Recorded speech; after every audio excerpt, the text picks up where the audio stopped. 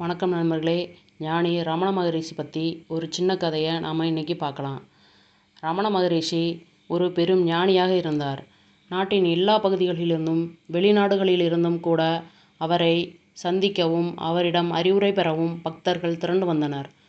ஒரு நாள் மகரிஷி உலர்ந்த ஆலை இலைகளை ஒன்றோடொன்று சேர்த்து தைத்து கொண்டிருந்தார். அந்த தையல் இலைகள் ஆசிரமவாசிகள் உணவு வைத்து உண்ண பயன்பெற்றன. மகரிஷி அருகில் நின்று கொண்டிருந்த ஒரு இளம் பக்தர், பகவான், தாங்களும் இலை தைக்கிறீர்களா? இது தங்கள் அரிய நேரத்தை வீணடிக்கிறதே. தங்களுக்கு இது தேவையற்ற வேலை அல்லவா என்று கேட்டார். அதற்கு ஞானியான ரமணர் புன்னகையுடன், மகனே, நல்ல முறையில் நேர்மையான வழியில் செய்யப்பெற்றால் எந்த பணியுமே காலத்தை வீணாக்க பாழடிக்கும் செயல் அல்ல. நீ செய்யும் ஒவ்வொரு செயலிலும் பயனுள்ள வகையில் நீ சிலவற்றை அறிந்து கொள்ளலாம். இந்த இலை தைக்கும் வேலையை எடுத்துக்கொள். பசியோடு இருப்பவருக்கு உணவு பரிமாறும் போது இந்த இலைகள் எத்தனை முக்கியத்துவம் பெறுகின்றன.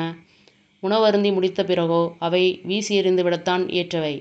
அதேபோல் நம் உடலும் ஒரு சிறந்த வாழ்க்கை வாழ்ந்து நம் உதவியை நாடும் மற்றவருக்கு சேவை புரிய பயன்படுத்தப்படும் போது பெரும் முக்கியத்துவம் பெறுகிறது.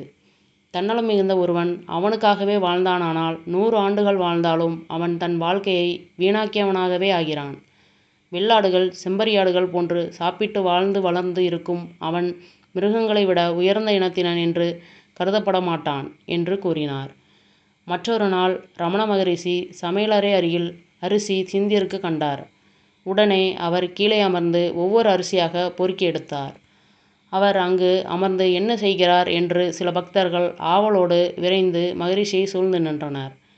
வீட்டை துறந்து வந்து அனைத்தையும் இறைவனுக்கே அர்ப்பணித்துவிட்ட அந்த பெரும் ஞானி சில அரிசி மணிகள் சிந்தி கிடப்பதை பொறுக்க முடியாமல் அவற்றை கருத்தாக பொறுக்கி எடுக்கிறார் என்பதை அறிந்து வாயடித்து நின்றனர் பக்தர்கள். அவர்களில் ஒருவன் துணிந்து, பகவான், சமையலறையில் பல அரிசி மூடைகள் நிறைந்துள்ளனவே.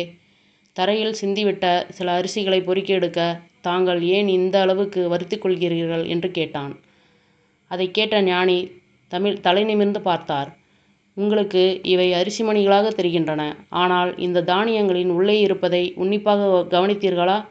நிலத்தை உழுது விதை விதைத்து பாடுபடும் விவசாயியின் கடின உழைப்பை இதில் கண்டீர்களா? மேலும் கடல் நீர், சூரிய வெப்பம், கரிய மேகங்கள், கனத்த மழை, குளிர்ந்த காற்று, இளஞ்சூடான வெயில், மென்மையான பூமி, நெற்பயிரின் வளர்ச்சி, இவை அனைத்தும் அல்லவா இந்த சிறிய அரிசியில் பொதிந்துள்ளன. இந்த பேருண்மையை நீங்கள் முழுமையாக அறிந்து கொண்டால் ஒவ்வொரு தானிய மணியிலும் கடவுளின் கைவண்ணத்தை காண்பீர்கள்.